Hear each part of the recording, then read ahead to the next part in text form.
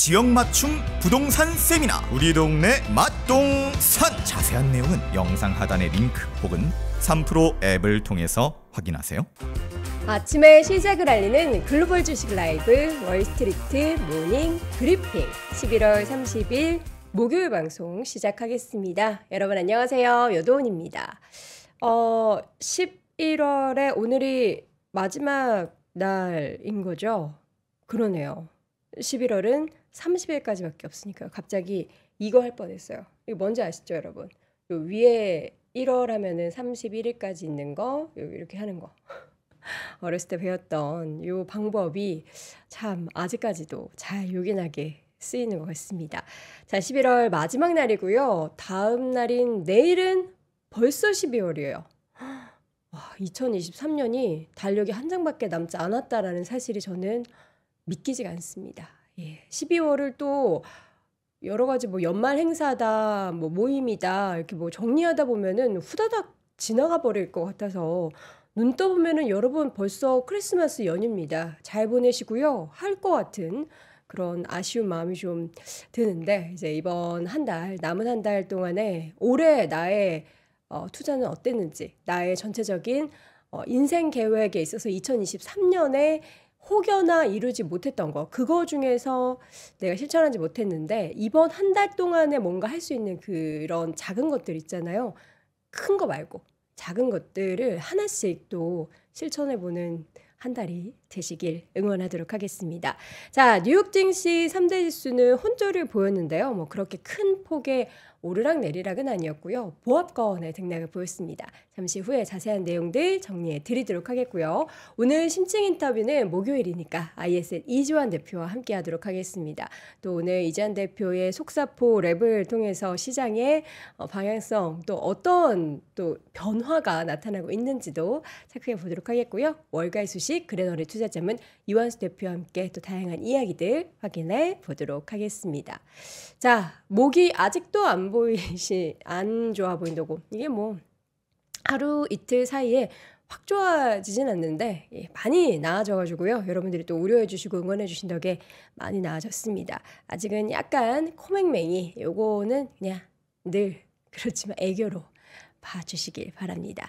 자, 뉴욕 증시 3대 지수가 혼조를 보였는데요. 다우는 0.04% 강보합권 정도에서 마감이 됐는데 장 초반의 상승 대비해서는 탄력이 좀 훅 떨어지기는 했어요. 이게 과연 뭐 때문일까라는 생각을 하면 오늘 밤에 뭐 PC 발표 예정도 있고 또 금요일에 파월 의장의 어떤 발언들이 예정도 있기 때문에 여기에 대한 그동안의 상승의 뭐 경계심인가라는 그런 생각도 좀 들게 합니다. S&P 500 지수도 그렇고 나스닥 지수도 그렇고 초반에 좀 이제 GDP 발표와 함께 쫙 올랐던 시장이 점점 상승폭을 좀 줄여가면서 마감이 됐는데요. S&P 500은 0.09% 소폭 하락으로 마감이 됐고요. 나스닥 지수는 0.16% 소폭 하락에 약보합권에 머무는 모습이었습니다. 일단 3분기 경제 성장률 GDP가 발표가 됐습니다. 참 미국의 국내 총생산 GDP라는 게 믿기지가 않을 정도의 숫자가 계속 발표되고 있죠. 이게 숫자가 속보치 먼저 발표되고 그다음에 이번에 잠정치 그다음에 확정치 이렇게 한 달 기준으로 발표가 되는데 지난번 속보치가 얼마였는지 기억하시나요? 뭐 요거 기억하시면은 관련자 분이시겠죠. 지난번 속보치가 4.9%였고요. 이번에 나온 이제 잠정치는 연율 5.2%로 수정이 됐습니다. 전문가들이 예상했었던 숫자도 5.0이었는데 이도 상회했고 속보치도 상회하는 수치가 발표가 됐고요. 2021년 4분기 기록했었던 연율 7% 이후에 가장 또 높은 숫자를 기록을 했습니다. 이번 잠정치 같은 경우에는 기업 투자 그리고 정부 지출이 상향 수정된 것에 영향을 미친 것으로 소비는 오히려 하향이 됐습니다.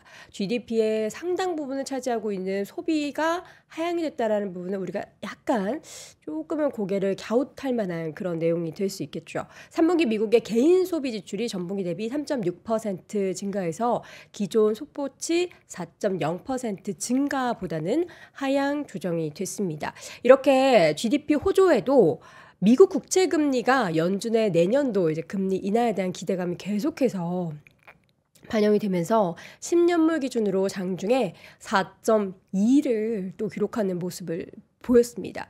5% 본 게 정말 엊그제 같은데 벌써 4.2입니다. 와, 그 사이에 여러분 열심히 또 TLT, TMF 투자하셨겠죠? 축하드립니다.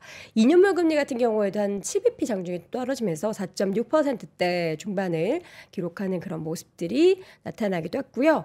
자, 그리고 이 가운데 그 연준 페드 인사들의 추가 금리 인상 가능성, 그 경기에 대한 전망이 계속해서 엇갈리고 있습니다. 뭐 늘 그랬지만 이분들이 다 똑같이 한 목소리를 낸 적은 단 한 번도 없었죠. 일단 연준 내에서 비둘기파 성향으로 꼽히고 있는 라파엘 보스틱 애틀랜타 연은 총재는 그 홈페이지 게시 글을 통해서 우리의 연구 결과와 기업 대표들에게서 들은 소식을 종합을 해보면 인플레이션의 둔화세가 지속될 것으로 보인다라고 이야기를 하면서 우리가 가진 정보에 따르면 경제 활동은 앞으로 몇 달간의 둔화될 것으로 생각이 되고 이는 부분적으로 제한적인 통화 정책 때문이고 긴축적인 금융 여건은 경제 활동에 더 압박을 가할 것이다. 때문에 이 보스틱 총재가 최근에 이제 공개 연설을 통해서 현재 연준의 그 통화 정책이 충분히 긴축적이다라는 점에 있어서 추가적인 금리 인상 안 해도 돼 쪽의 얘기였는데 거기를 더 이제 힘을 실어주는 그런 내용들을 발표를 했습니다. 이제 이분 같은 경우에는 올해 같은 경우에는 FOMC에서 투표권을 행사하지 않지만 내년에 투표권을 갖기 때문에 또 이분의 발언이 주요하게 또 평가가 되고 있죠. 반면 토마스 바킨 리치먼드 연은 총재는 인플레이션이 둔화하지 않을 가능성에 대비해서 지금 많이 좀 떨어져 있는데 여기에서 더 많이 둔화되지 않을 것을 대비해서 연준이 추가 금리 인상 카드를 그 정책 테이블에서 내려놔서는 안 된다 하는 강경한 입장을 다시 한번 내세웠습니다.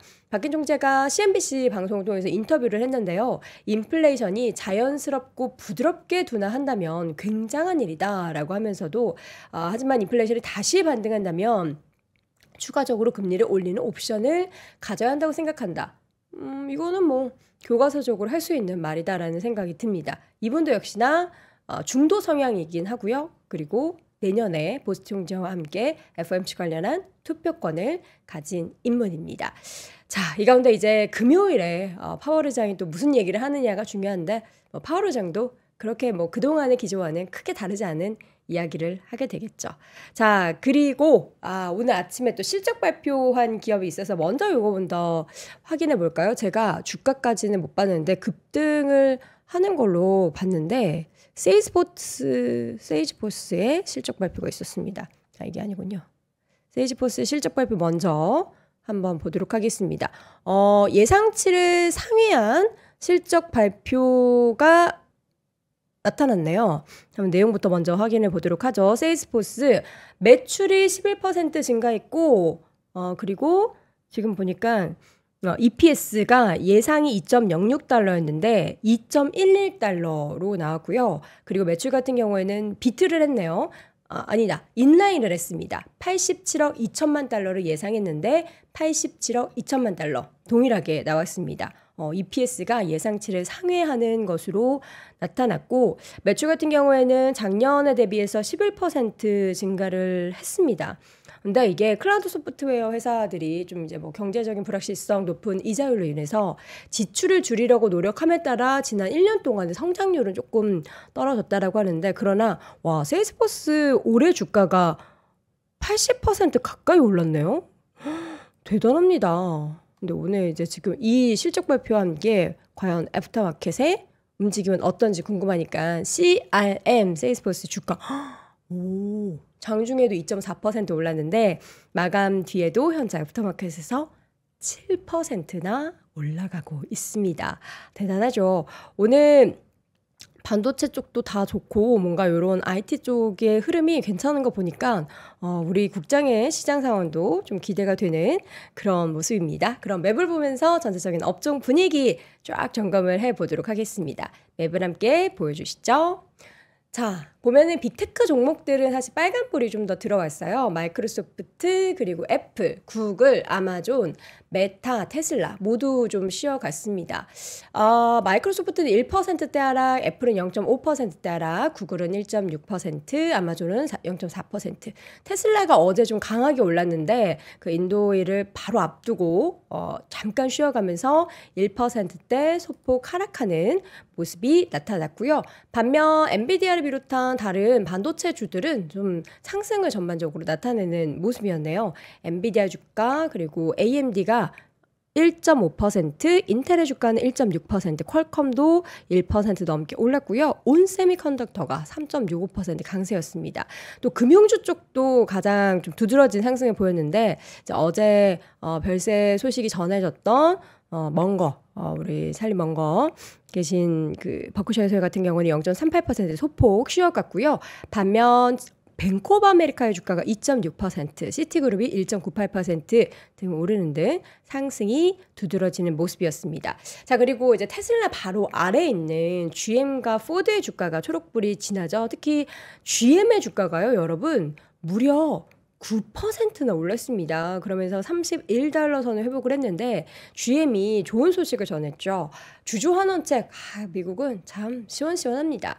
100억 달러 규모의 자사주 매입 계획을 가속화하고 또 배당을 인상하기로 했다라는 소식에 10% 가까이 주가가 올라가는 모습이었고요. 그리고 이제 뭐 석유 에너지 관련한 기업 중에서 필립스 66, 이거 어떻게 66 이렇게 읽어야 되나요? 어쨌든 이 기업이 엘리엇 인베스트먼트 매니지먼트가 이제 지분을 취득했다는 소식과 함께 주가가 함께 올랐습니다. 자, 그리고 어제 이제 장 시작 전에 풋나커 실적 발표가 있었는데 역시나 분기 실적이 예상치를 웃돌았다는 소식과 함께 주가가 두 자릿수, 거의 20% 가까운 급등이 보였는데요.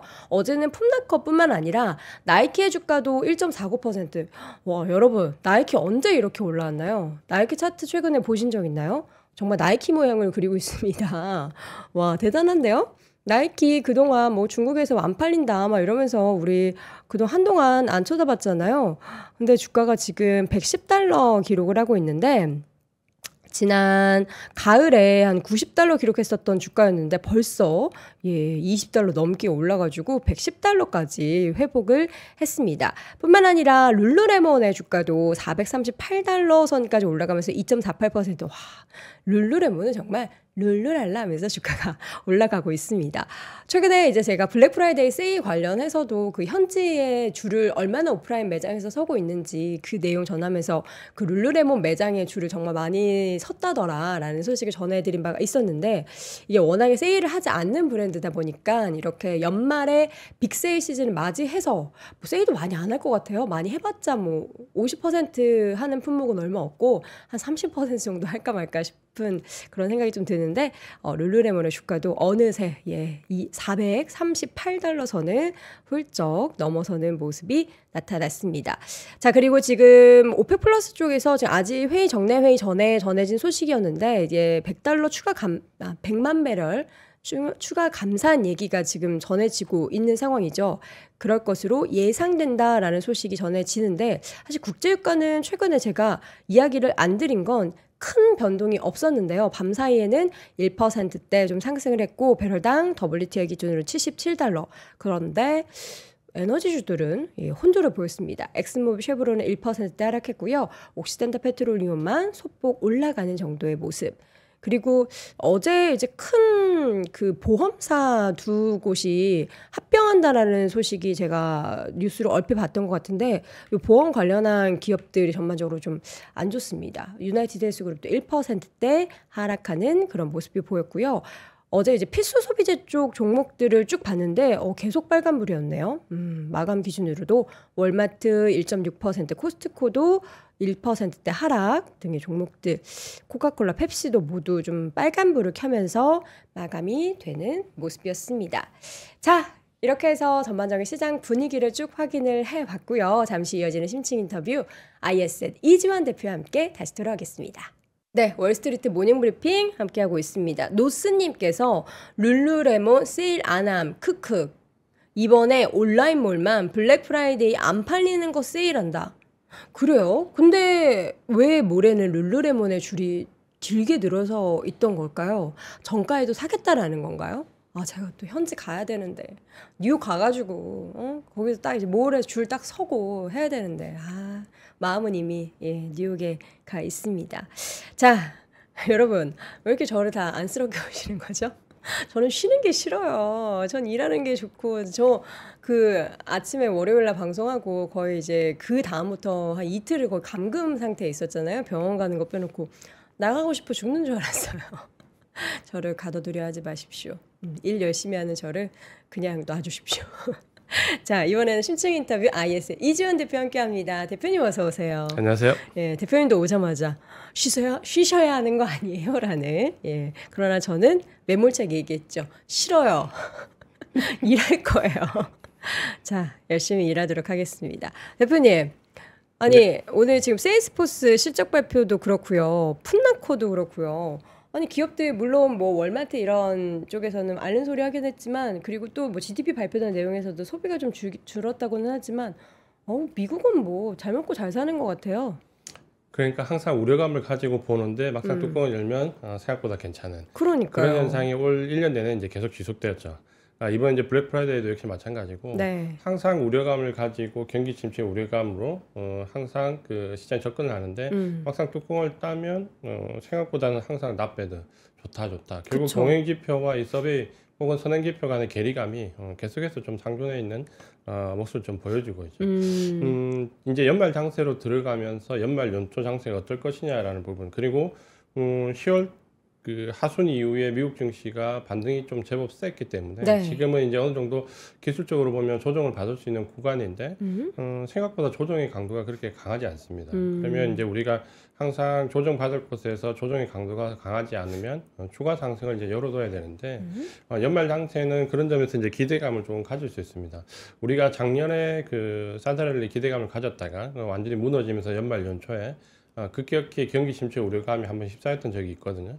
이번에는 조금 이제 기대감을 가지고 접근을 할 수 있을 것 같습니다. 역시 이제 블랙 프라이데이도 마찬가지인데요. 그 상당히 우려감을 많이 가졌고 이번에 이 3분기 전체 혹은 이 블랙 프라이데이 사이버 먼데이를 놓고 소비가 상당히 위축될 것이라고 했는데 결국 이제 막상 역시 뚜껑을 열어보니까 온라인 매출을 중심해서 상당히 매출이 괜찮았고 역시 기대했던 것보다 그렇게 매출이 나쁘지 않았습니다. 특히 이제 온라인 매출 7.5% 정도 올랐는데 구매 품목도 저가형 품목보다는 그 IT나 가전 등 고가형 구매가 좀 많았습니다. 그래요? 그러니까 이런 부분들은 아마도 물론 이제 인플레이션이나 고금리 상황 속에서 세일을 기다렸다라는 표현도 좀 되긴 한데 어쨌든 전반적으로 예상한 것보다는 소비가 생각보다 많이 위축되지는 않는 모습을 보여줬다. 요게 이제 하나의 좀 중요한 포인트가 될 것 같고요. 그런 이제 소비가 잘 연결되는 데는 올 한 해 이제 계속 생각보다 굉장히 탄탄했던 고용이 결국은 이런 물가 압력이 둔화되는 시점과 함께 역시 소비가 생각보다 많이 위축되지 않는 중요한 역할을 했다라고 좀 보여지고요. 네. 요 차트를 하나만 볼까요? 요게 이제 고용과 물가 압력 둔화? 네. 연말에 이제 소비가 지금 현재 수준이 어느 정도인지를 좀 보는 차트인데 물론 이제 우리가 팬데믹 이후에 그때 보복 소비가 나왔을 때와 비교하면 상당히 내려가 있는 수준이지만 우리가 평상시 연도를 대비해 본다면 평균이네요. 네, 평균 정도 됩니다. 그러니까 우리가 지나치게 소비가 위축될 것이라고 예상했던 연말 시즌보다는 상당히 그렇게 양호한 수준이다라고 좀 보여지고 거기는 지금 신규 실업상 청구 건수가 뭐 고용을 대변하지는 않지만 지금도 여전히 20만 건 초반대에서 유지가 되고 있다는 거는 그쵸. 우리가 올 초에 그 1월달, 2월달 상당히 경기 침체 우려감에 휩싸여 있을 때 고용이 상당히 좋게 나오면서 어느 정도 이 부분을 불식시켰던 부분이 어떻게 보면 1년 내내 유지가 된 거거든요. 그럼 이제 이걸 놓고 단순하게 리오프닝 과정에서의 고용이 좋아진다라고 이제 얘기하기는 어려울 만큼 미국은 사실 뭐 얄미울만큼 상당히 탄탄한 구조를 보여주고 있습니다. 그러니까 이런 구조에서는 어떻게 보면 지금 연말 장세에 대한 예측을 한다라고 하면 결국은 국채 금리가 어느 정도 하락 기조, 완만한 하락 기조 좀 들어가 있고 인플레이션 압력이 저하된다. 이러면 사실 이 두 가지 사항만으로 해도 주가가 그렇게 크게 조정받을 가능성은 높지 않습니다. 그러니까 어떻게 본다면 지금 상황에서는 조정이 어떻게 보면 하나의 기회로 작용할 수 있는 그런 여건이 미국은 좀 마련이 되었다. 이렇게 좀 보여지고요. 네.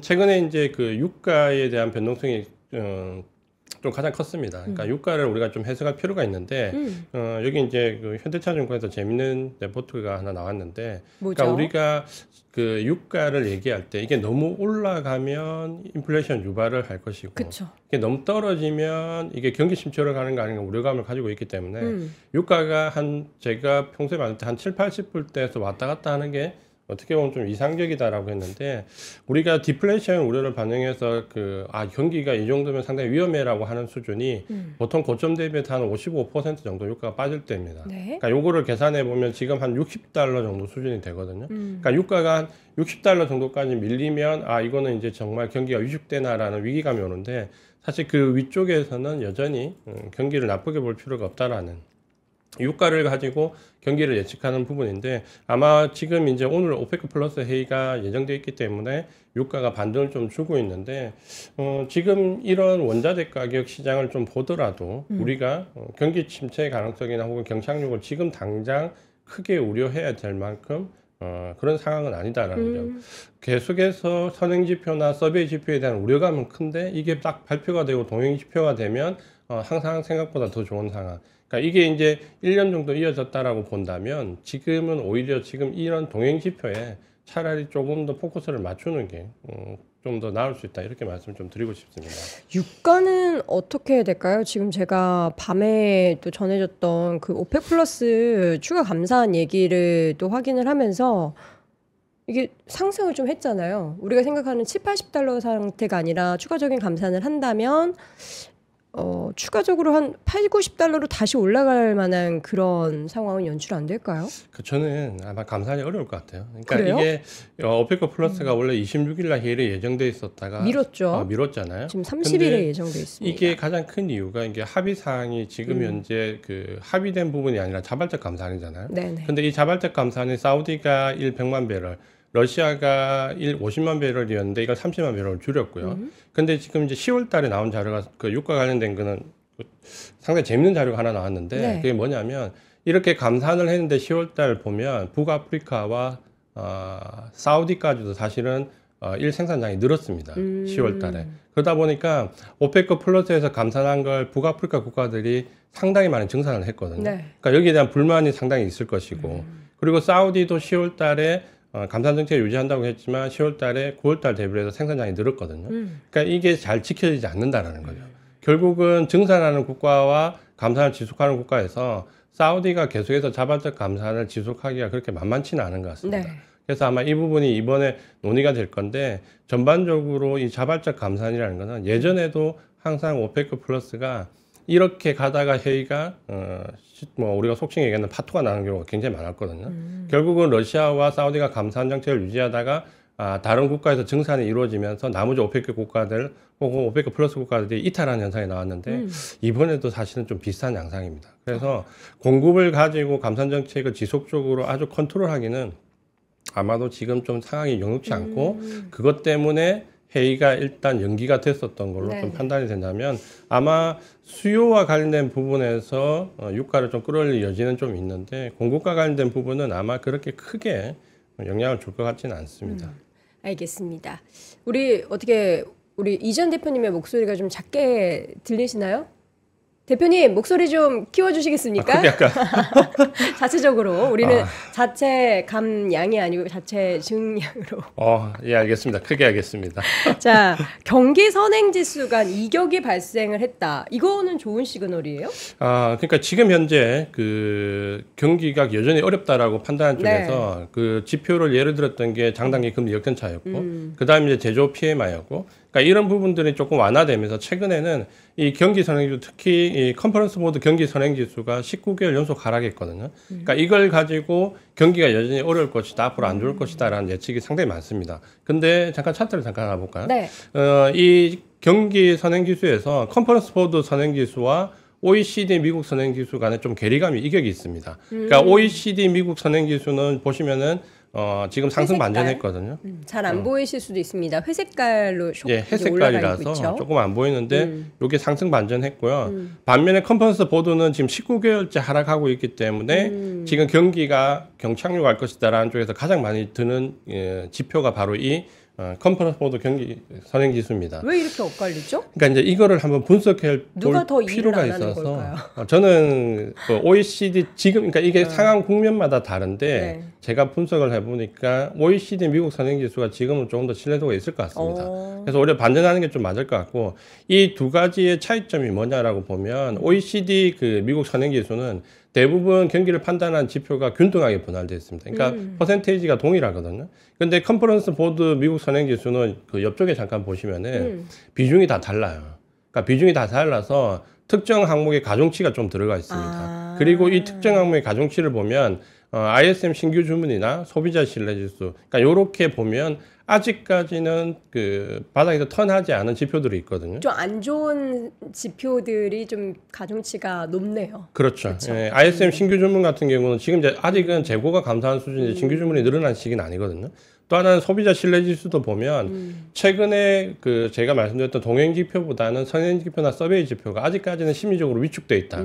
그래서 이 소비자 신뢰 지수와 관련된 부분이 좀 좋지 않게 나오는데 요거는 심리적인 부분이 가장 큰데 이것도 이제 15.5% 비중이 크거든요. 그러니까 이렇게 본다면 지금 컨퍼런스 보드 선행 지수가 이런 부분들을 반영하기 때문에 지표가 좀 더 안 좋게 나온다라고 보여지고 그렇게 본다면 지금은 OECD 미국 선행지수가 조금 더 신뢰도가 높을 수 있습니다. 그러면 이 간격 간의 이격이 발생하면 어느 쪽을 따라갈 거냐라고 본다면 저는 아마 OECD 미국 선행지수 쪽으로 따라갈 가능성이 좀 크다고 보입니다. 그러면 지금 경기가 연착륙될 것이라고 우려하는 지표 중에서 19개월 연속 하락한 컨퍼런스 보드 경기 선행지수가 그렇게 지금 상황에 아주 잘 대변하고 있지는 않다. 이 부분을 좀 강조를 드리고 싶습니다. 그러면 전반적으로 지금 현재 미국 증시를 상당히 어렵다라고 보기는 조금 현실적으로 어렵죠. 그래서 조정을 받더라도 이 조정의 강도가 상당히 강하게 나올 것이다라고 보기는 사실 좀 어렵습니다. 연말에 변동성 지수의 감소가 나타나는 것도 산타랠리를 기대하게 만드는 요인 중에 하나다라는 그 표도 가지고 오셨는데 얼마나 많이 줄어든 건지 비교를 한번 해볼까요? 보통 이제 우리가 S&P 변동성 지수를 좀 보면 우리가 작년 한 해 그 하락하는 기간 동안을 본다면 보통 변동성 지수가 20 이상이 되면 이거는 이제 하락 추세로 보거든요. 그래서 20 이상이 될 때부터 이제 긴장을 좀 해야 되는데 지금은 보시면은 15 아래에서 상당히 왔다 갔다 하면서 상당히 변동성 지수가 좀 안정되어 있습니다. 그러니까 이런 상황에서는 돌발적인 변수가 좀 나오더라도 그렇게 시장이 크게 반응하지 않습니다. 왜냐하면 결국 우리가 이제 우발적 사건이 나오거나 혹은 예측하지 못한 부분이 나왔을 때 이 변동성 지수는 주로 선물과 옵션 파생 시장에 많은 영향을 주거든요. 그러니까 파생 시장 쪽에서 반응이 크게 나와서 하방 쪽 배팅이 급격히 몰리면서 변동성이 다시 제약돼야 되는데 지금은 어떤 예측하지 못한 부분이 나오더라도 파생 쪽에서 크게 하방 쪽으로 몰고 갈 가능성이 높지 않다라고 판단을 하시면 됩니다. 그렇게 본다면 지금은 예를 들어서 우리가 어떤 중요한 지표나 혹은 기다리던 어떤 그 상황이 예상과 좀 다르게 나오더라도 시장이 그렇게 하방으로 많이 몰릴 가능성은 높지 않다. 이렇게 좀 판단을 하시면 될 것 같고요. 네. 2000년대 이후에 이제 연말 수익률인데 이게 22년 동안의 평균이겠군요. 예, 요때 보면 특히 이제 우리나라 증시도 그렇지만 미국 증시가 11월, 12월 달이 성적이 좀 괜찮았습니다. 아니, 우리가 더 높네요. 수익률이. 그러니까 우리는 10월 달에 좀 약했고요. 11월, 12월에 올라오면서 좀 급격히 아마 이거는 반도체를 비해서 실적 IT 발표하고 쪽이 뭐 그때가 그렇죠. 10월이니까. IT가 11월, 12월이 대부분 성수기가 많거든요. 그러니까 우리가 아무래도 거기에 좀 더 반응을 하다 보니까 좀 더 높게 나왔고 S&P도 상당히 높게 나왔는데 최근에 이제 경향이 펀드가 우리가 뭐 분기, 반기 그리고 연간 마감을 할 때 연간 수익률에 상당히 민감한 부분을 좀 많이 보였습니다. 그러다 보니까 어떻게든 그 연말 수익률을 좀 끌어올리려는 움직임이 많았고 그러다 보니까 오히려 11월, 12월 달에 급격하게 펀드 자금이 일시적으로 몰리는 현상이 좀 나왔거든요. 그러니까 이 부분도 지금 조금은 긍정적으로 볼 필요가 있다. 이렇게 말씀드리겠습니다. 근데 이거 지금 뭐 이게 평균이라서 0.9라는 숫자가 저는 왜 이렇게 작게만 느껴지는지 모르겠는데 어쨌든 뭐 평균적으로 올랐다라는 것에 그냥 방점을 둬야겠죠. 이 숫자의 의미를 부여하지 말고요. 그렇죠. 알겠습니다. 자, 산타랠리가 이제 계속해서 이어질 것으로 기대가 된다라는 얘기들은 여기저기서 흘러나오고 있는데 근데 그게 또 오른다고 해서 전 섹터가 다 오르는 거는 아니지 않겠습니까? 네, 그래서 이제 그 부분이 좀 중요한데 결국은 지금 현재 연말장에서는 특정 섹터 종목들이 급격히 상승하는 현상들이 많이 나왔고 특히 이제 지금 금리 동결이 기정사실화 된다라고 보면 이 금리 동결 시기에는 주가 차별 현상이 상당히 많이 나왔습니다. 그러니까 계속 강조를 드렸지만 이때 금리가 동결되는 시점에서의 국채 수익률을 뛰어넘을 수 있는 종목과 섹터와 국채 수익률을 넘어가지 못하는 섹터 종목 간의 주가 간격이 대체적으로 크게 벌어졌다. 이 기간이 통상적으로 금리가 동결된다라고 받아들여지는 시점부터 짧으면 12개월, 길면 한 18개월 정도까지 이어지는데 이 12개월에서 18개월 기간 동안을 보면 대체적으로 특정 섹터 종목이 강하게 상승을 했고 거기에 있는 IT 종목이 2000년대 이후로 보면 5번 중에서 4번이 시장을 좀 이끌었다라고 말씀드릴 수 있고요. 이 부분은 결국은 이제 구조적인 성장성 EPS와 역시 이제 연관이 좀 되어지는데 지금은 빅테크 기업들이 여전히 이 시장을 이끌어갈 가능성이 좀 크다라고 좀 보여지고 요 차트를 잠깐 한번 보면요. 지금 우리가 알고 있는 매그니피센트 이제 7개 종목이 시가총액 비중으로 본다면 S&P 기준으로 본다면 이제 30%를 넘어섰죠. 그래서 7개 종목이 전체 시가 비중에 시가총액 비중에 30%를 넘었다라고 보면 이게 지금 과도한 시점이 아닌가라고 생각을 할 수도 있는데 그러네요. 문제는 이제 지금 오히려 이제 AI라는 또 하나의 새로운 모멘텀이 붙었기 때문에 이게 더 벌어질 가능성이 높다라는 거죠. 저게 저기서 30%를 넘어선 것뿐만 아니라 35, 40 이렇게 올라갈 수도 있다는 건가요? 저는 이제 그게 AI가 상당히 기여를 좀 할 거라고 좀 보여집니다. 그러니까 이 AI라는 분야가 뭐 챗GPT를 시작해서 지금은 뭐 테슬라의 자율주행 그리고 지금은 또 다른 뭐 로봇 모든 섹터에 지금 다 넘어가고 있는데 사실 이 AI와 관련되어 있는 그 비용을 천문학적인 비용을 감수할 수 있는 기업이 그렇게 많지 않습니다. 그러니까 지금 대부분 이 매그니피센트 7종목은 AI와 관련된 일정 부분 역할을 다 하고 있거든요. 그러니까 이런 AI와 관련되어 있는 비용을 감수할 수 있는 기업은 이 매그니피센트 7종목에 거의 집중이 많이 되고 그렇다면 이 AI를 기반으로 해서 또다시 간격이 벌어지는 산업의 성장률을 본다면 또다시 이 매그니피센트 7종목이 더 간격을 벌릴 가능성이 높습니다. 그러니까 이 부분이 좀 중요한 포인트가 될 것 같고 AI와 관련되어 있는 이 천문학적 비용은 뭐 이번에 챗GPT에서도 나왔지만 챗GPT 예. 그 헷갈리는 게 두 가지 있더라고요. 엔비디아를 엔디비아라고 하시는 분과 챗GPT를 챗GPT가 아니라 GTP. GTP. 예. 그 헷갈려요. 수 있죠. 헷갈릴 수도 있죠. 저도 예, 헷갈리는데. 이해합니다. 예. 네, 그래서 그 비용이 한번 그 나오면서 뭐 굉장히 이제 그 비용을 감수할 수 있는 능력이 커야 된다는 부분이 좀 부각이 됐던 것도 네. 나왔고요. 그래서 이렇게 본다면 지금 아마 보통 이제 금리 동결 시기에 주가가 그 진행되는 기간이 짧으면 12개월, 보통 한 18개월, 한 내년 연말 정도까지는 이런 상황이 좀 벌어질 수 있다라고 보면 이런 현상은 당분간은 좀 지속될 가능성이 높다. 네. 다만 이제 그 어제 보니까 빌 에그먼이 그 금리 인하가 내년 1분기에 있을 수 있다라고 예측을 했더라고요. 근데 저는 그 얘기를 듣고 네. 왜 웃으세요?